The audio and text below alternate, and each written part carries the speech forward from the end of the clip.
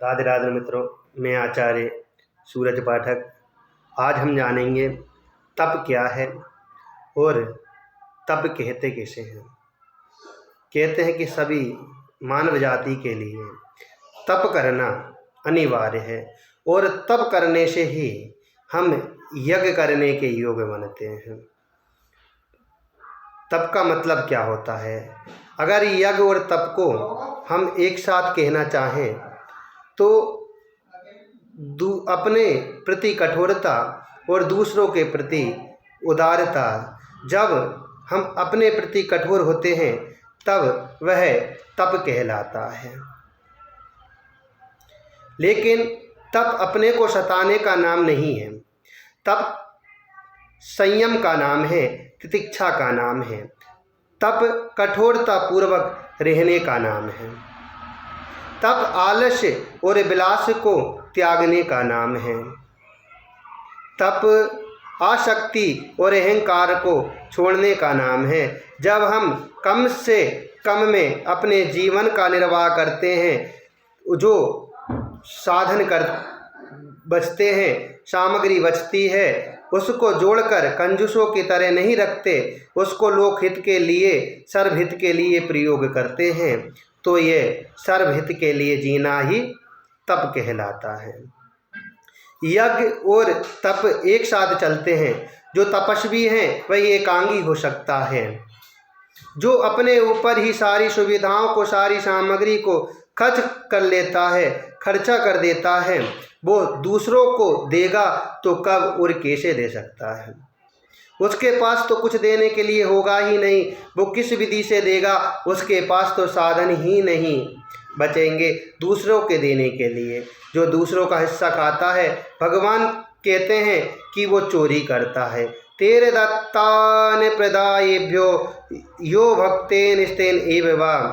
गीता के 3 अध्याय के 12वें श्लोक में कहा गया है। अर्थात इसका अर्थ है, देवताओं के द्वारा दिए हुए भोगों को जो पुरुष उनको बिना दिए स्वयं भोगता है, स्वयं खाता है, वे चोरी है। लेकिन भगवान कहते हैं कि जो अपना हिस्सा दूसरों को देता है वो यज्ञ करता है। जो दूसरों पे उदारता दिखाता है वो यज्ञ करता है। यज्ञ में कहते हैं कि इदम न मम का उद्घोष करता है, वो यज्ञ करता है कि ये मेरे लिए नहीं है। ये यज्ञ केवल यज्ञ कुंड में हवन करने की प्रक्रिया नहीं है, बल्कि ये जीवन की विधा है, जीवन का विधान है। यज्ञ जीवन को सबके लिए जीने का नाम ही है। यज्ञ सबके लिए प्रेम गीत गाने का नाम है। जब यज्ञ चलता है और उसमें वेद मंत्रों का गायन हो रहा होता है, जब साम गीत गाए जाते हैं, यजुर्वेद गाया जाता है, जब वेद मंत्रों की ध्वनि गूंजती है, तो ये वेद मंत्रों की ध्वनि क्या है? ये प्रेम गीत है जो सबके लिए गाया जा रहा है, किसी व्यक्ति के लिए नहीं है। ये समष्टि के लिए होते हैं, ये यज्ञ पुरुष के लिए होता है। ऐसे आदर्श जीवन की कल्पना, ऐसे उन्नत जीवन की कल्पना हमारी संस्कृति ने की। हमारी संस्कृति ने हमको दधीची दिए। उन्होंने कहा कि अगर बात देव शक्तियों के, शुभ शक्तियों के हित की बात है, अगर बात लोक हित की है, तो हम अपनी अस्थियां भी दान करते हैं। बिना दधीची के दान के नवयुग नहीं आता है। अगर दधीची अपनी हड्डियां, अपनी अस्थियां नहीं देते तो इंद्र युद्ध नहीं जीत पाते, और युद्ध नहीं जीतते तो देवताओं का राज नहीं होता, और देवता का राज नहीं होता तो हमें वर्षा और पवन वायु कहाँ से प्राप्त होती? तो सभी लोकहित के लिए दधीची ने अपनी हड्डियां दे दी। आज अगर फिर से गंगा की धारा बहानी है, गंगा की धारा को शुद्ध करना है, तो किसी ना किसी भागीरथ को तपना पड़ेगा, तपस्या करनी पड़ेगी। जब किसी गांव में, किसी घर में एक महात्मा तपता है, एक महापुरुष तपता है, तो परिवार सुखी रहता है। गोस्वामी जी कहते हैं कि मुखिया मुख सो चाहिए, खान पान कहूँ एक, पाल ही पोष ही सकल अंग, तुलसी सहित विवेक। अयोध्या कांड रामचरितमानस के अयोध्या कांड दोहा नंबर 315 में तुलसीदास जी ने कहा है कि ये भगवान नारायण क्या है, ये ईश्वर क्या है, ये मुखिया है, सृष्टि के मुखिया, मुख सो चाहिए। यानी मुखिया जो होता है वो मुख की तरह होता है। कैसे? मुंह अकेला खाता है ऐसा नहीं है कि प्रोटीन, विटामिन, कार्बोहाइड्रेट, फैट्स खाना है तो हाथ अलग खा रहा हो, पैर अलग खा रहा हो, पेट अलग खा रहा हो, कंधा अलग खा रहा हो, ऐसा नहीं होता। केवल मुख और जीभ उस चीज को ग्रहण करती है और जिस अंग को जितनी वस्तु की आवश्यकता पड़ती है उतनी उसको प्राप्त हो जाती है। वो यज्ञ कुंड में चला जाता है। जो भोजन की आहुति होती है स्वाहा होता है, जो वो जठराग्नि ले लेती है। पेट में जो आग जलती है जठराग्नि में स्वाहा होता है वो, और फिर शरीर के सभी अंगों में वितरित हो जाता है। पालहि पोषहि सकल अंग तुलसी सहित विवेक। विवेक भी होता है उसमें। ऐसा क्यों? ताकि शरीर के सभी अंगों का सामान्य रूप से पोषण हो सके, सबको उचित मात्रा में जरूरत के अनुसार, आवश्यकता अनुसार मिल सके। धरती के अतिरिक्त अन्य लोकों में भी जीवन है।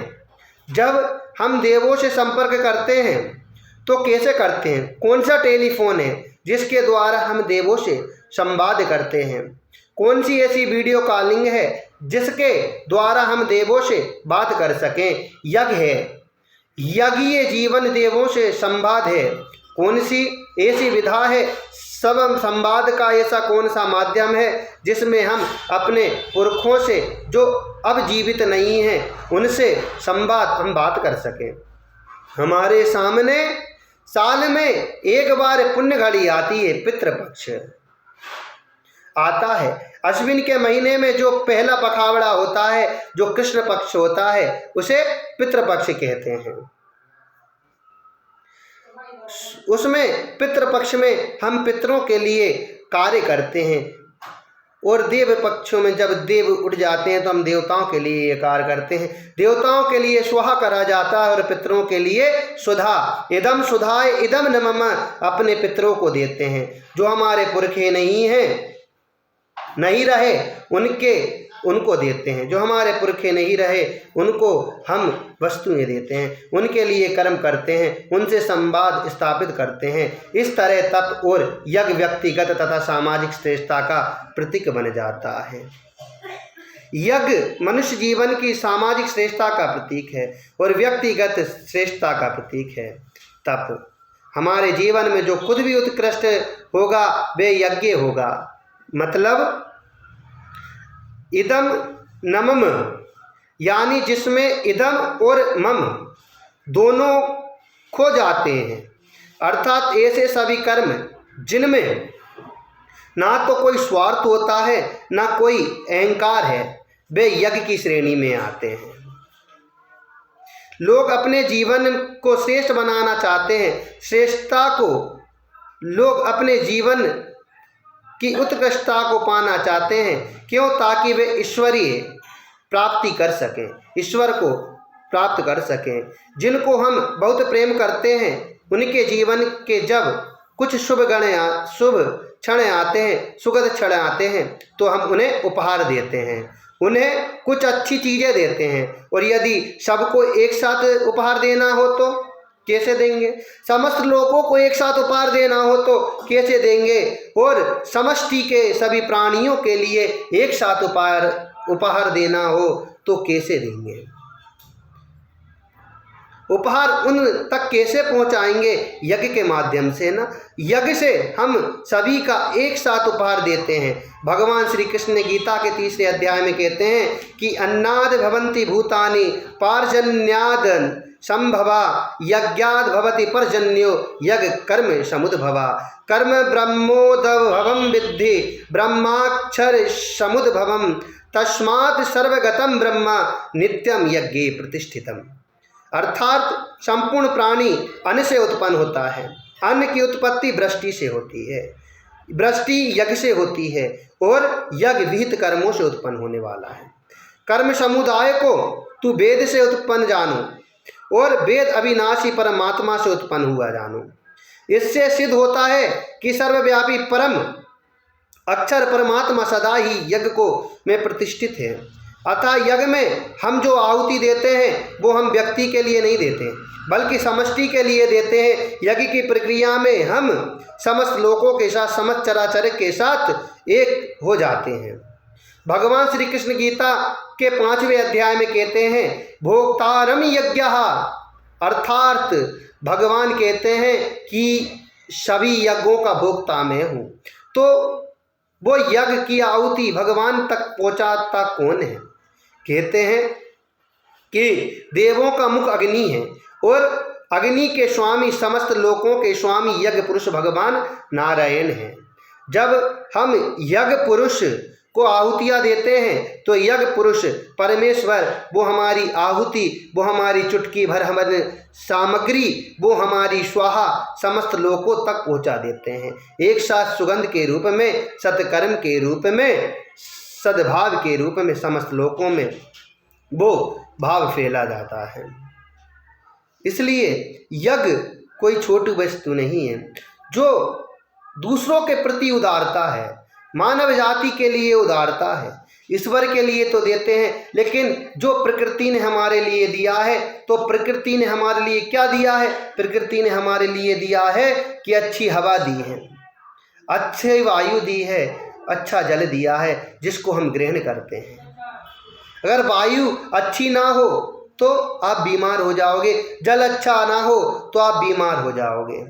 आपके लिए पृथ्वी माता ने अन्न की व्यवस्था की है, अन्न दिया है, तो हमारा भी फर्ज क्या बनता है कि उन्होंने हमारे लिए इतना सब कुछ दिया है तो हम भी उनके लिए कुछ ना कुछ दें। तो वो किस प्रकार से दे सकते हैं? उदारता करके। उदारता करके कैसे? यज्ञ करके। यज्ञ करेंगे तो वो प्रकृति के लिए प्राप्त होगा, और प्रकृति के लिए प्राप्त होगा तो वो ब्रह्म के लिए, परमात्मा ईश्वर के लिए प्राप्त होगा। और तब कहते हैं कठोरता के लिए। कठोरता किसके लिए? दूसरों के लिए नहीं, कठोरता खुद के लिए, खुद के संयम के लिए। जब हम अपने प्रति ही कठोर हो जाएंगे, हम अपने प्रति ही उदारता नहीं करेंगे, तो वो हमारा तप बन जाएगा। कैसे?